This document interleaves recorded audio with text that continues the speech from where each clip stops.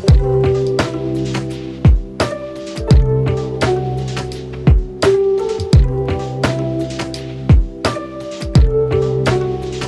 teman-teman TI Undip, kenalin aku Mainanda yang akan memandu teman-teman semua dalam acara SD e-learning yang menjadi program kerja dari bidang 1 PKHM TI Undip.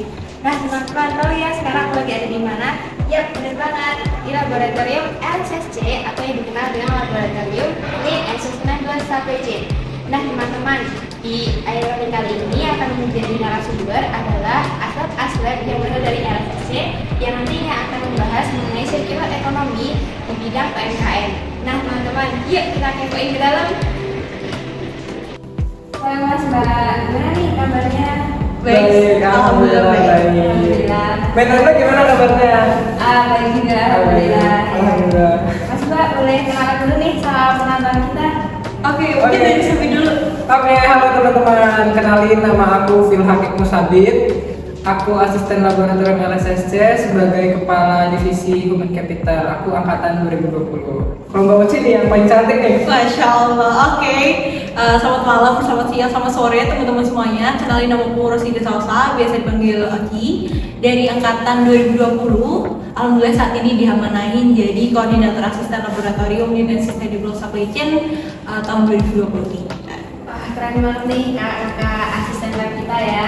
Nah, Mas Mbak kan lagi di semester 7 nih dan jadi asal juga. Kesibukannya apa aja nih Mas Mbak? Kayaknya beda ya aku sama kamu, soalnya ada beberapa hal yang beda. Mungkin dari Sabi dulu deh. Kalau dari aku nih sebenarnya mata kuliah udah nggak ada, tinggal satu aja sih APP. Itu tuh kan APP ambil proyeknya Pak Purnawan itu di Nasmoko Kaligawe. Jadi udah nggak ada, sebenarnya udah agak free lah, udah nggak ada urusan lagi di kampus selain urusan lab. Itu aja sih. Kalau aku, alhamdulillah tahun ini kan dapat pendanaan nih di PMW Program Mahasiswa Wirausaha Undip. Jadinya emang ya sibuk-sibuk lah di usaha itu gitu, usaha kecil-kecilan, terus ada kecil-kecilan, terus ada APP, iya ada APP reguler juga sama Bu Ratna, terus lab sama TA sih paling yang bikin mood. Sama pacaran dia mah? Nggak ada pacaran. Itu buat kayak hiburan ya? Hiburan. Oh, kayak kelas harus bulan sih. Iya, harus ada yang rilis dari tingkat stresnya sih. Oh iya, oke. Nah, tadi kalau Mas Andi kan sibuk di luar ya, di luar kampus, terus juga ada kegiatan gitu. Nah, terus kenalannya mungkin udah cukup ya teman-teman. Sekarang kita masuk ke laboratorium LSSC nih. Kira-kira teman-teman penasaran nggak sama LSSC? Penonton penasaran nggak? Harusnya sih penasaran. Penasaran. Soalnya bakal seru-seruan. Di dalamnya banyak hal. Biar ada gamingnya dikit gitu. Iya. Biar nggak tegang amat lah. Oke, mungkin Mas Mbak boleh nih kenalin tentang laboratorium Sustainable Supply Chain ya? Apa? Ayo, maksudnya ini gimana tadi? Wawancara atau bicara?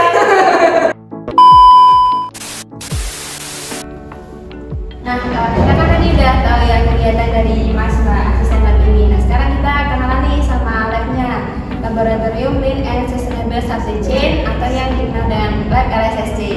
Gimana Mas Mbak? Oke, aku dulu ya. Laboratorium Lean and Sustainable Supply Chain itu merupakan salah satu lab di Undip yang dulu namanya Lab PTI. Terus di tahun 2022 kita ganti nama buat memperluas bidang studi kita, yang mana di bagian Lean Manufacture dan juga Sustainable Supply Chain gitu. Yang mana di dalamnya itu kita mengampu di bagian misal PPIC, forecasting, Toyota Production System, terus Sustainable Supply Chain yang nantinya arti pendekatannya tuh bisa lebih reasonable gitulah ke masyarakat sekitar gitu. Mungkin dari Sabit. Ya, terus juga kita lab ini dihibahi oleh atau disponsori ya? Iya. Oleh Toyota.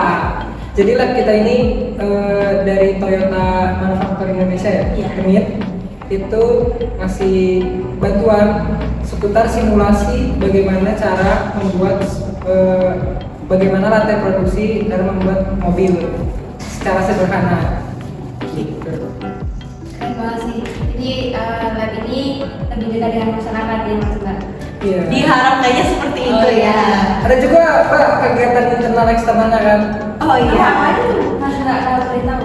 Kalau kegiatan eksternalnya, kalau tahun lalu sih cukup banyak ya, periode sebelumnya ada kita dapat magang ke Daereka. Di situ kita berfokus sama Desa Sudimanik untuk membuat IPA, terus juga pengolahan limbah tahu, terus juga yang sungai-sungai itu Penaga air hujan.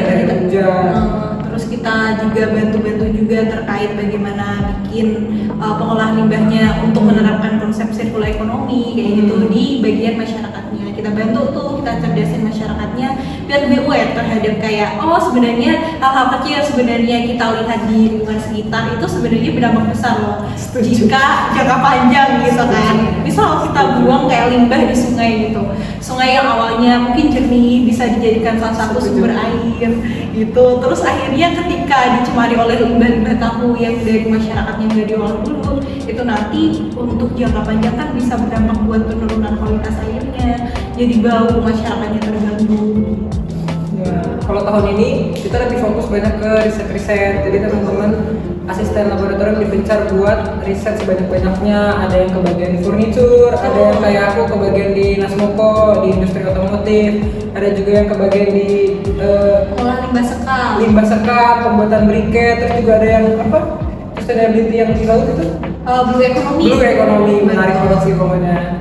Berarti kajiannya itu ada kaitannya sama lingkungan ya? Iya, pasti erat banget sama namanya lingkungan. Dan ini menarik banget nih Mbak, Mas sekarang. Apalagi kan sekarang kayak lagi booming banget ya tentang sustainability dan juga krisis iklim gitu. Jadi kajian dari lab ini sangat suportif ya dengan mengatasi isu tersebut gitu. Nah, kalau kita tahu nih sekarang internalnya nih di Teknik Industri Undip, kegiatan internalnya ngapain aja tuh?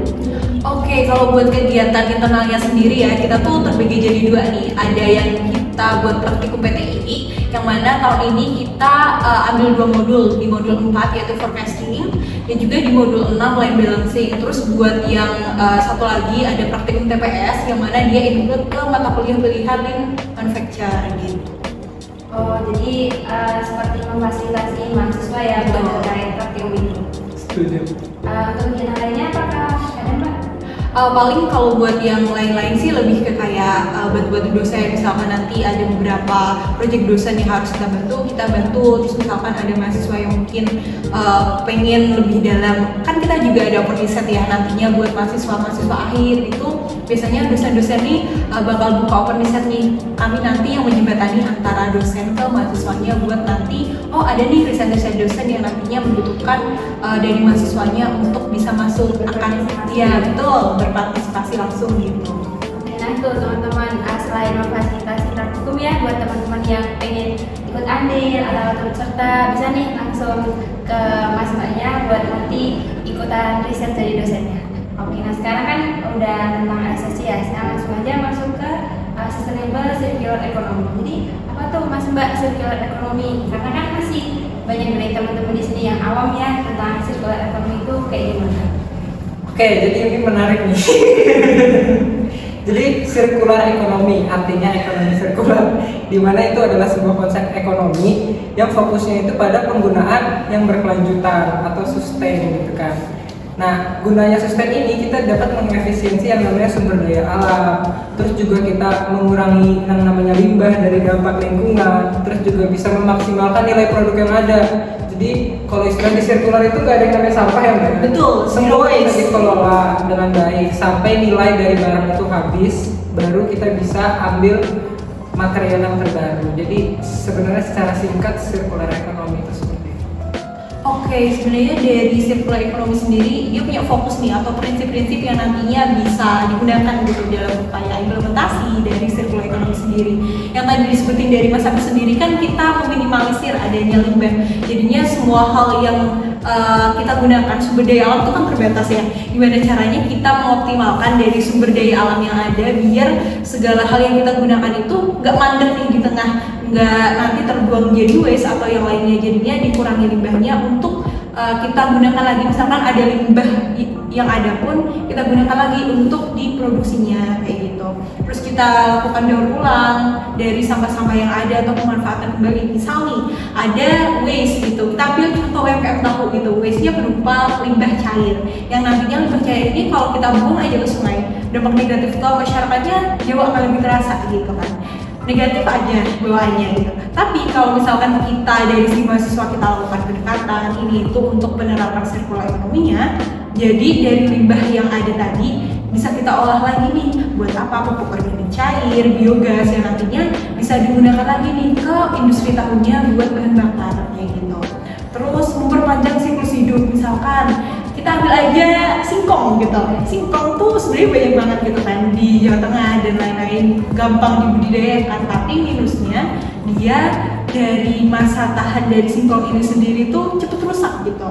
Dengan adanya prinsip sirkular ekonomi kita ubah nih, yang awalnya sifat dari singkong ini yang mudah rusak kita olah lagi dengan diversifikasi pangan pasca panen ke arah bentuk tepung gitu untuk memperpanjang, itu salah satu implementasinya juga.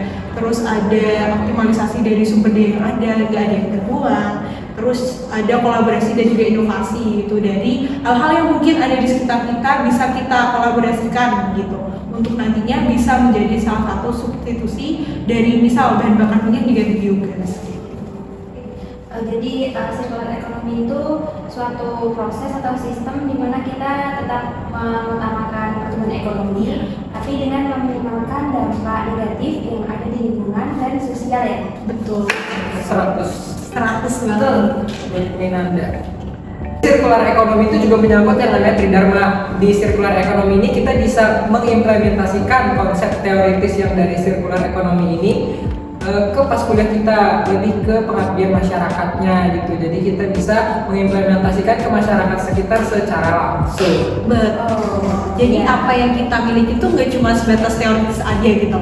Kan kita nantinya setelah lulus kuliah bakal terjun langsung ke masyarakat kita. Akankah lebih baik jika kita bisa latihan gitu, yang nantinya gimana sih caranya terjun langsung ke masyarakat itu seperti apa, terus sebenarnya penggunaan atau korelasi dengan apa yang kita pelajari saat ini untuk diimplementasikan langsung ke masyarakat itu apa gitu.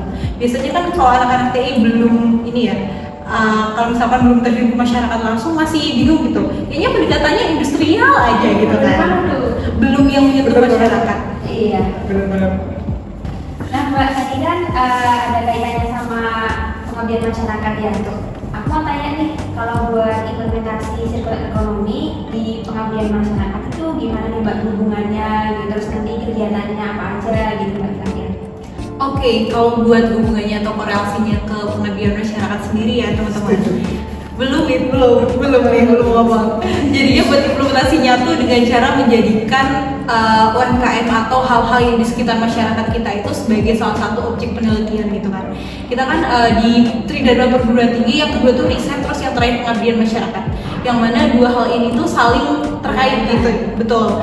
Yang awalnya kita harus riset, nantinya implementasinya ke masyarakatnya gitu. Dengan adanya implementasi ini kita jadikan di objek-objek seperti UMKM, industri yang ada, misal furniture. Terus dari segi kampusnya kita bikin TPST untuk kampus sustainability, gimana caranya supply chain-nya biar lebih bagus ke depannya, aspek sustainability-nya bisa lebih dapat gitu, dengan cara yang riset-riset tadi itu diadakan oleh dosen dan mahasiswa untuk diterapkan langsung ke masyarakat. Jadinya nggak usah ya, tapi kebanyakan kan kita biasanya riset mahasiswa itu berdasarkan kayak berbagai case yang ada di perusahaan manufaktur yang sudah settle gitu kan. Kenapa nggak kita lakukan dari fenomena-fenomena sosial yang ada di masyarakat gitu, untuk lebih kita benahi dari hal-hal yang sepele gitu, gimana caranya kita bangun mindset masyarakatnya biar lebih aware terhadap lingkungan. Kayak dimulai dari hal yang kecil dulu. Betul. Ya, kita lebih ke pendekatan yang lebih merintis gitu ya. Iya benar. Bantu buat berkembang. Iya betul. Soalnya dengan misalkan nih perusahaan gitu, kalau kita nggak ada pun sebenarnya nggak ngefek banget gitu loh. Iya, udah jalan gitu ya. Iya, udah jalan aja tanpa kita gitu. Tapi dengan adanya kita, kalau kita ambilnya case-nya di masyarakat langsung, dengan adanya kita tuh diharapkannya bisa lebih bawa lah masyarakatnya untuk lebih berdampak gitu. Oke, nah tadi Mbak Rosi sempat menyinggung tentang UMKM ya. Nah itu aku mau tanya nih sekarang sama Mas Abid. Kalau penerapan sirkular ekonomi di UMKM-nya langsung secara spesifik itu gimana? Kan tadi Mbak Rosi masih secara umum nih di pengabdian masyarakatnya, kalau Mas Abid di UMKM-nya langsung. Oke, jadi UMKM itu kan menurut kami kalau buat penerapan circular economy itu lebih mudah ya Mbak Ros ya, karena mereka belum ada banyak aturan-aturan atau SOP dan lain-lain gitu sehingga lebih fleksibel. Jadi kalau di UMKM itu, kalau buat penerapan circular economy contohnya kayak pengolahan ipal, terus juga pengolahan limbahnya. Misalkan dari UMKM itu ambil kata tahu lah ya, kita kan tahu terus ya. Misalkan air tahu itu bisa dibuat jadi apa, terus juga ampas tahunya itu misalkan bisa dibuat jadi ternak makan kambing, terus juga kalau di limbah furniture misalkan kayak kita bikin lagi nih dari yang sisa-sisa kayu gitu kan. serut-serutannya Bisa. Mau jadi apa terserah bisa semua. Pesan aja langsung. Selama ini kayak dibuang aja, Iya. dibakar ya. Iya. Itu jadi malah justru jadi limbah terus lagi. Nah menarik kan. Sebenarnya bisa diolah lagi kan dari yang bumbu kayu ini ada yang namanya kayu partikel nih. Kalau teman-teman belum tahu nih kayu-kayu partikel ini sebenarnya dari yang limbah-limbah kayu terus dipadetin lagi nih untuk jadinya kayak papan-papan gitu ya, nantinya bisa diolah lagi ke furniture gitu. Apa lagi tuh Mbak? Selain Furniture terus ada limbah-limbah lain yang mungkin nih singkong, kita ambil singkong lah karena saya emang anak singkong banget. Kita bikin tepung mokaf gitu. Adalah limbah yang namanya limbah cair dari tepung mokaf atau kulit-kulit dari singkong ini nanti yang nggak digunain gitu. Nah kulit singkong ini sebenarnya bisa diolah lagi untuk dijadikan plastik biodegradable gitu. Jadinya plastik yang nggak mencemari lingkungan, jadinya dia emang gampang terurai gitu, nggak kayak plastik-plastik yang terjual bebas yang nantinya juga bisa naikin kalorinya, tapi juga dia bisa mereduksi dari waste yang ada. Coba lu challenge dia, lu kasih satu UMKM nanti dia kasih tahu pengolahan ampasnya kayak gimana, bisa jadi apa gitu. Coba contoh lu. Oke, misal MKM. UMKM apa? Ini ya Mas, mungkin Mas ada yang lebih. Apa ayo? Musik Apa sih MKM? ya apa? Terserah. Coba gue ada. Oke. Ini UMKM membuat bunga kan ini banyak nih jualan bunga. Sisa-sisa kartonnya jadi apa? Oke, sisa-sisa karton ya Mas Abid ya. Sebenarnya sisa-sisa karton itu kan ada yang karton dalam bentuk gede sama yang masih kecil-kecil gitu kan. Kalau yang dalam bentuk gede tuh bisa banget kita manfaatin buat didaur ulang, buat mosaik gitu sama yang kecil-kecilnya gitu kan. Kerajinan yang lain gitu kan. Banyak sebenarnya kayak ditempel-tempel yang kecil-kecil jadi kayak perca gitu loh. Terus ditempel-tempel kalau misalkan kita bikin wadah buat tabungan gitu kan. Itu kan kalau kami sudah udah menarik gitu kan. Makanya ditempel-tempel pakai perca dari si Mika itu tadi. Keren aja ya. Jadi emang limbah-limbah itu jadi hal yang bervalue ya. Betul. Keren banget sih ini. Nah Mas Mbak, tadi kan kita udah cerita nih kayak tentang keunggulannya, terus manfaatnya gitu. Ada nggak sih kayak tantangan yang bakal dihadapi oleh perusahaan, organisasi atau mungkin pemerintah ya dalam ketika mereka itu bertransisi dari model ekonomi yang sebelumnya ke model ekonomi sirkular ini? Buat terus. Jadi kalau buat tantangan dari pemerintah ya, sama dari pemerintah sebenarnya pemerintah tuh support aja gak sih kalau masalah namanya circular economy. Cuma yang paling utama itu menurut saya adalah dana atau uang gitu. Jadi kalau buat penerapan circular economy ini nggak semata-mata gratis gitu kan, pasti mengolah limbah itu juga pakai uang buat beli ini, beli itu, beli apa gitu. Terus lebih banyak nggak sih? Iya benar, lebih banyak. Padahal sebenarnya habis di kalau limbahnya bisa dijual lagi, cuma orang itu udah mikirnya langsung, wah ini udah ngabisin duit nih, ntar dijual belum tentu laku apa gimana gitu. Jadi mikirnya udah ke situ sebenarnya masyarakat Indonesia ini. Iya. Mikirnya di awal aja dari Iya, betul. Terus yang kedua itu soal komitmen gitu. Banyak banget pemerintah udah ngasih dana ke teman-teman UMKM atau masyarakat lain untuk yang namanya memfasilitasi masyarakat berkarya dalam circular economy ini. Tapi awal-awal doang gitu, bertahannya 1 bulan, 2 bulan, terus ke-3 bulannya dia merasa capek, ribet, atau ternyata selama 1 dan 2 bulan itu kurang menghasilkan keuntungan bagi dia. Jadi akhirnya circular economy ini jadi terhambat lagi. Makanya sebenarnya menarik banget banyak faktor-faktor yang kita lakukan sekarang. Kita jadi lagi ngelakuin riset terkait drivers and barrier atau faktor penghambat dan faktor pendorong penerapan sirkular ekonomi. Jadi teman-teman di asisten ini pengen cari tahu sebenarnya kenapa nih sirkular ekonomi ini bisa berjalan dan apa sih hambatan paling besar sirkular ekonomi ini bisa berjalan, nggak bisa berjalan. Iya, tantangannya itu. Tantangannya Kan udah ada yang menghambat nih. Kalau yang support itu siapa mas? Kayak yang maksudnya kayak membantu gitu, mendukung dalam sirkular. siapa Ros? Jadi tadi sebenarnya yang dibicarain terkait summit itu dua arah ya. Jadi support sama yang penghambatnya juga. Supportnya pemerintah sebenarnya support aja. Terus banyak banget program-program pemerintah yang sebenarnya sangat dikeluarkan, digembor-gemborin gitu biar masyarakatnya lebih aware gitu.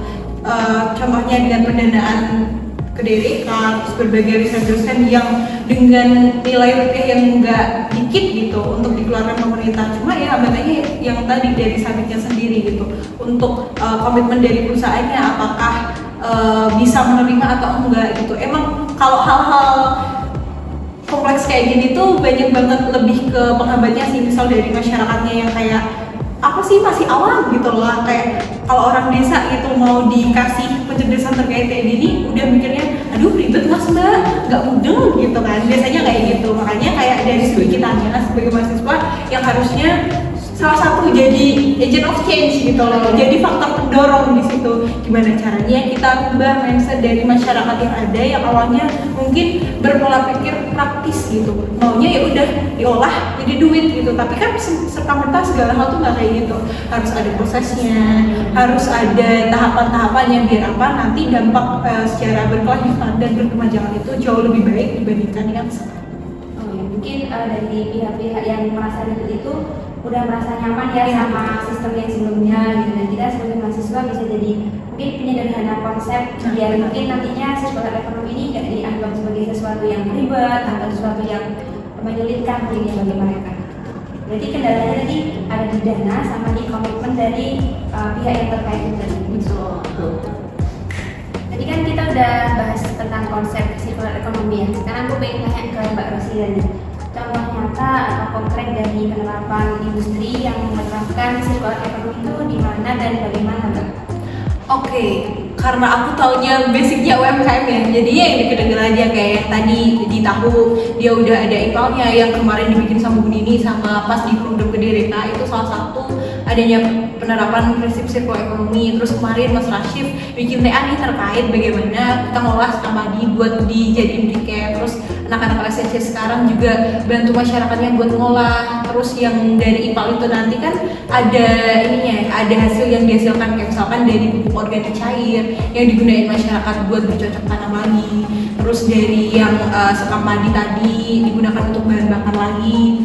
Terus ada biogas yang dialirkan ke masyarakat sekitar buat pengganti dari gas LPG yang secara udah langka nih, udah makin naik harganya. Terus kalau misalkan dari segi singkong, aku taunya di pabrik mokaf di Banjarnegara, PT Mokaf Indonesia itu udah ngolah kulitnya untuk diolah jadi gula mokaf cair. Jadinya dimanfaatin tuh kulit-kulit dari si singkong tadi untuk dimanfaatin. Terus ada yang olah juga buat jadi nata de kasava gitu. Jadi nggak cuma nata di pokok nih, kasava singkong juga ada. Manfaatnya besar banget ya Mbak ternyata buat sirkular ekonomi ini. Benar. Wah, menarik banget nih tadi pembahasan tentang sirkular ekonomi yang disampaikan oleh Mbak Rosida dan Mas Abid. Jadi aku di sini pengen buat nyampein kesimpulannya ya dari pembahasan kita. Jadi sirkular ekonomi itu sebenarnya inti dari sirkular ekonomi itu adalah zero waste ya teman-teman. Jadi sirkular ekonomi itu ingin meminimalkan adanya dampak limbah yang dihasilkan dari suatu proses industri. Selain itu, dari pengolahan limbah itu juga terdapat suatu konsep inovasi ya yang bakalan dikembangkan dari pengolahan itu. Terus sirkular ekonomi juga lebih pro terhadap fenomena sosial yang ada. Nah mungkin dari Mbak Rosi atau Mas Sabin nih ada apa sih statement atau hal yang pengen disampaikan buat kesimpulan kita malam ini? Oke, sebenarnya udah banyak hal ya yang kita bahas. Cuma aku mau nyampein bukan masalah seberapa besar atau kecil hal yang kita lakukan terhadap masyarakat atau seberapa berubah masyarakatnya, tapi lebih kayak komitmen kita sih sebagai mahasiswa. Gimana caranya sih lebih peka terhadap fenomena sosial yang ada, gimana caranya kita lebih aware terhadap hal-hal yang mungkin bisa kita terima di kampus untuk diimplementasikan langsung ke masyarakat. Nah, keren banget nih.